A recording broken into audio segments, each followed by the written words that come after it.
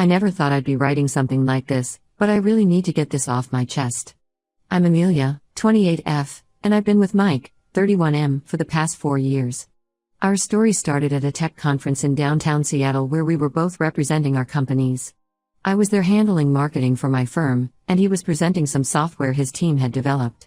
We kept running into each other at different sessions, and by the end of the day, we were sharing coffee and talking about everything from coding boot camps to our favorite hiking trails. Mike asked for my number, and we started dating shortly after. He was different from anyone I'd dated before, genuinely kind, incredibly smart, and always thinking about others. We moved in together after 2 years, got a cute apartment downtown, and started building our life together. Everything was perfect until it wasn't. I should probably give some background about Mike's family situation. His mom Diana, 57F, raised him as a single mother after his dad supposedly died in a car accident when Mike was 5. She never remarried and made sure Mike knew about all the sacrifices she made for him. Throughout his childhood, she would guilt him into giving her his allowance money or whatever he earned from mowing lawns or tutoring younger kids. She always had some emergency that needed to be paid for. When Mike and I first started dating, Diana seemed to like me well enough.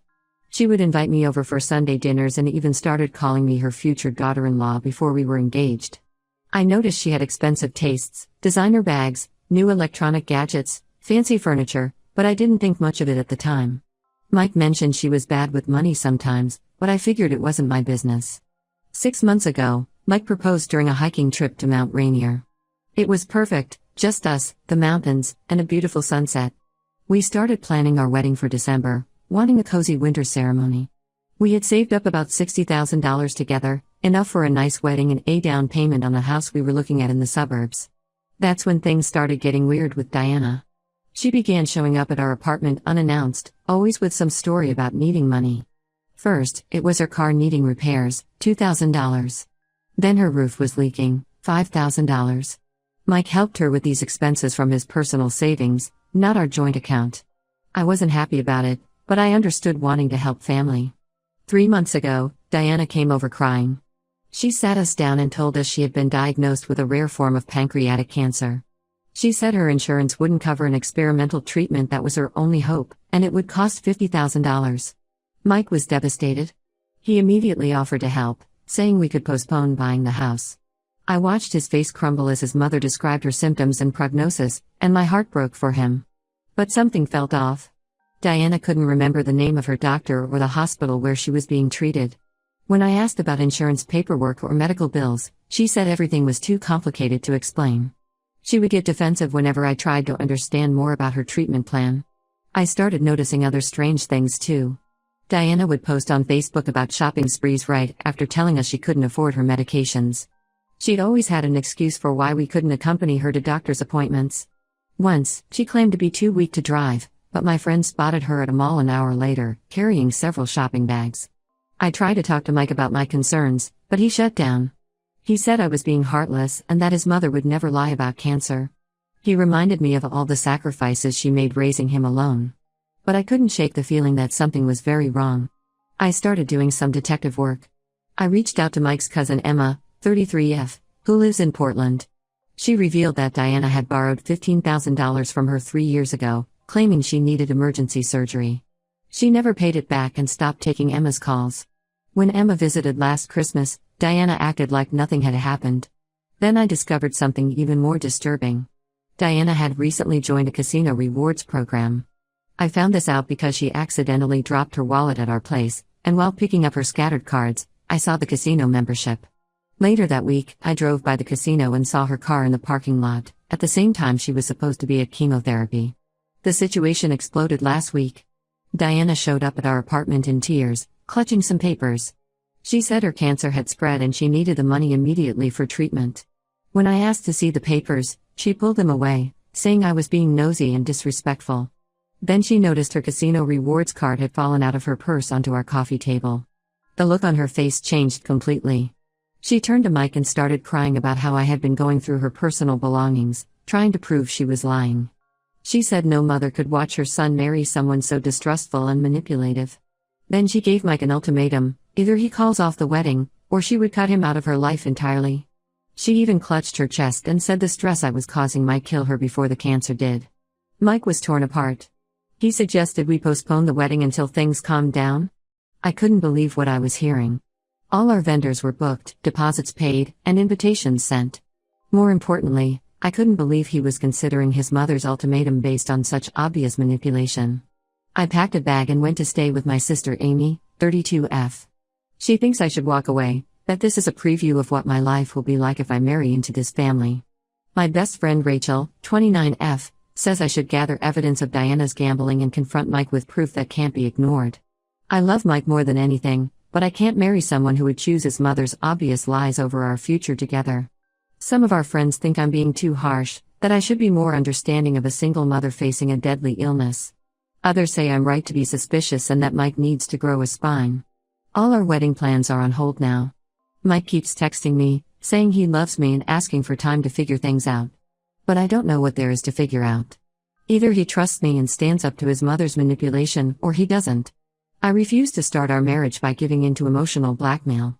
I don't know what to do anymore. Should I give Mike time to see the truth about his mother? Should I demand he choose between us? Or should I just walk away now before I'm legally tied to this family drama? Any advice would be appreciated. Update 1, it's been 2 weeks since my original post, and I can't believe how much has happened. First, I want to thank everyone who commented and messaged me with support and advice. You all gave me the courage to do what needed to be done. After staying at my sister Amy's place for a few days, I decided to stop crying and start investigating. Amy works as a medical billing specialist, and she said something that got me thinking. Diana's story about insurance not covering experimental treatment didn't make sense. Even experimental treatments have billing codes and documentation. That's when I started digging deeper. I called every major hospital in our area, posing as Diana's insurance representative. I had her insurance information because she'd left her card at our apartment once. Not a single hospital had any record of Diana receiving cancer treatments, or even having regular appointments in the past 6 months. The closest thing to a medical record was a routine physical she had done at a clinic 8 months ago. Then I remembered Mike mentioning that his mom had a sister in Oregon who they never talked to because of some old family drama. It took some social media searching, but I finally found Diana's sister Janet, 54F. I sent her a message explaining who I was and my concerns about Diana's behavior. Janet's response changed everything. She called me immediately, and we talked for nearly 3 hours. According to Janet, Diana had pulled similar scams before. 5 years ago, she convinced Mike's cousin Kevin to give her $30,000 for emergency heart surgery. She claimed her insurance had denied coverage and she would die without the procedure. Kevin, who had just received an inheritance from their grandfather, gave her the money. They never saw that money again, and Diana avoided family gatherings where Kevin would be present. But that wasn't all. Janet revealed that Diana had a gambling problem that started even before Mike was born. Their parents had cut Diana off financially because she kept stealing their credit cards to fund her casino trips. She had gone through 3 marriages, each ending when her husbands discovered her gambling debts and lies about money. Mike only knew about his supposed dead father, not the 2 stepfathers who had briefly been in his life when he was too young to remember. Armed with this information, I asked Mike to meet me for coffee. He agreed, and we met at a quiet cafe away from our usual spots. I could see he hadn't been sleeping well, his eyes were red and he looked exhausted. He told me Diana had been pressuring him daily to break up with me, saying her cancer was getting worse from the stress I was causing. I showed him everything I had found, screenshots of my conversations with Janet, the records showing no cancer treatments at any local hospitals, and the casino receipts I had photographed from Diana's purse. Mike sat there quietly for what felt like hours, staring at his untouched coffee. Then he started crying. He admitted that part of him had known something wasn't right. Diana had been asking for larger and larger amounts of money over the past year. She claimed to need it for house repairs, then show up the next week with new jewelry or expensive clothes. When he questioned her spending, she would cry about how he didn't understand how hard it was to be a single mother, how she had given up everything for him. We decided to confront Diana together. Mike texted her saying we needed to talk about her treatment plan, and we drove to her house. When we arrived, we found her perfectly healthy, lounging on a new leather couch I'd never seen before, watching TV and eating takeout Chinese food. No sign of the weakness and nausea she had been claiming were side effects of her chemotherapy. When we started asking questions about her cancer, Diana tried her usual tactics. She cried about how we were stressing her out and said she didn't want to burden Mike with all the medical details. But this time, Mike didn't back down. He asked for her doctor's name, the hospital where she was being treated, any paperwork about her diagnosis or treatment plan. That's when Janet showed up. I had texted her our plans, and she had flown in from Oregon to support us. Diana's face when she saw her sister walk through the door, I'll never forget it. She went pale, then red with anger. Janet started listing all of Diana's past scams, not just the one with Kevin, but others we hadn't known about. Diana completely lost control. She started screaming at Janet about betraying family secrets, then turned on me, calling me a gold-digging witch who had poisoned her son against her. She accused me of planning this whole thing to steal Mike away from her. In the middle of her tirade, her neighbor Susan, 60F, came over to see what all the shouting was about. Susan innocently mentioned seeing Diana at the casino just the day before, saying Diana had been there for hours and seemed to be winning big at the slot machines. Mike's face hardened. He demanded to see Diana's medical records right then and there. When she couldn't produce them, she finally broke down and admitted there was no cancer. The scene that followed was heartbreaking. Mike didn't yell or scream. He just sat there, looking at his mother like he was seeing her for the first time. Diana tried to justify herself, saying she only lied because she needed the money to pay off gambling debts. She claimed dangerous people were threatening her, and she was trying to protect Mike by not telling him the real reason she needed money. Mike walked out without saying a word. He's been staying at his friend Dave's place since then, barely talking to anyone. Diana has been on a rampage, calling and texting everyone in the family with different versions of what happened. Some relatives have blocked her, but others are still taking her side, saying we should forgive her because she's family and clearly needs help. The wedding is still on hold, and honestly, I don't know where Mike and I stand. He sent me a long text apologizing for not believing me sooner and asking for time to process everything. I understand he's been through a massive betrayal, but I'm hurt that it took this much evidence for him to believe me over his mother's obvious lies. Some of Mike's relatives are pressuring him to forgive Diana, saying she needs support to overcome her gambling addiction. They're calling me heartless for exposing her lies instead of helping her get treatment. I just don't know if I can move forward knowing this is the family I'd be marrying into. Even if Mike stands up to his mother now, will he stay strong, or will she eventually manipulate her way back into our lives? I'm taking some time to think about everything. The venue is still booked for December, but I told Mike I need to see real changes before I commit to moving forward with the wedding. Janet has offered to help us understand more about Diana's past and the patterns of manipulation she's seen over the years. For now, I'm just trying to process everything and figure out what's best for my future. Update 2. It's been a month since my last update, and everything I thought I knew about Mike's family has been turned upside down. Mike and I started couples counseling 2 weeks ago to work through everything that happened with Diana. We found a counselor who specializes in family trauma, and during our third session, something came out that changed everything. The counselor asked Mike about his earliest memories of his father's death. Mike started talking about the car accident Diana had always described, but then he stopped mid-sentence. He remembered something that didn't fit the story, a memory of his father teaching him to ride a bike when he was 7, 2 years after he had supposedly died. This memory opened a floodgate. Mike spent the next few days going through old photo albums and documents he had stored in boxes. That's when he found something shocking, a birthday card from his father dated to when Mike was 10 years old. The card had been stuffed in the back of an old album, probably hidden there by Diana. Mike confronted his mother about it, but before she could spin another lie, something incredible happened. Mike's father David, 59M, found him on Facebook. It turns out David had never died at all. Diana had taken Mike and left the state when he was 5, changing their last name from Peterson to Mitchell. David had been searching for them for decades, hiring private investigators and following every possible lead. He had finally found Mike through a professional networking site where Mike had listed his old middle school. David sent Mike all the proof, police reports from when Diana disappeared with their son, court documents showing their divorce settlement, and dozens of birthday cards and letters he had sent over the years that Diana had returned unopened. The truth was devastating. Diana hadn't been a struggling single mother at all.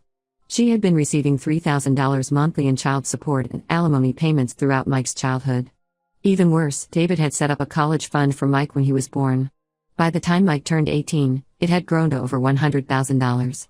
Diana had somehow managed to drain this account using forged documents.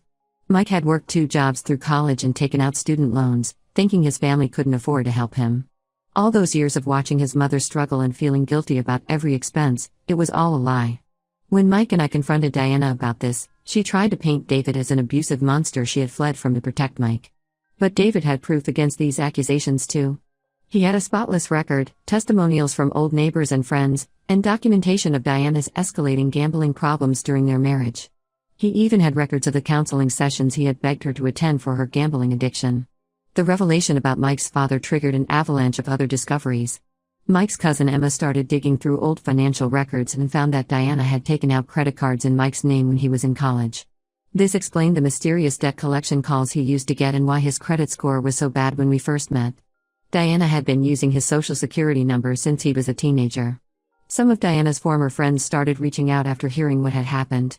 We learned that she had run similar scams in other states, sometimes claiming to have cancer, other times pretending to need surgery. She would drain people's sympathy and bank accounts, then move on to new victims. She had left behind a trail of devastated friends and family members.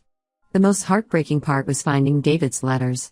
He had written to Mike every week for years, sending them to Diana's parents' address since it was the only one he had.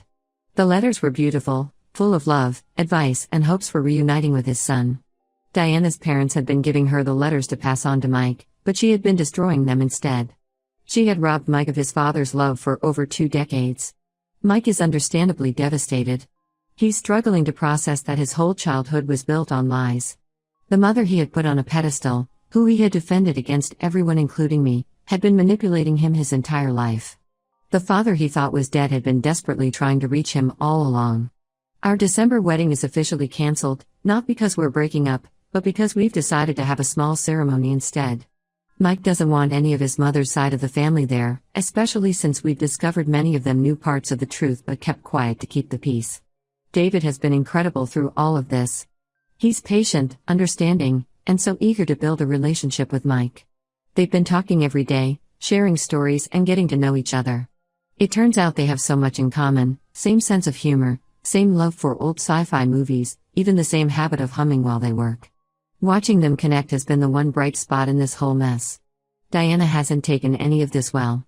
When she realized she couldn't manipulate the situation anymore, she started spreading vicious lies about me and David. She's telling anyone who will listen that we fabricated evidence to turn Mike against her.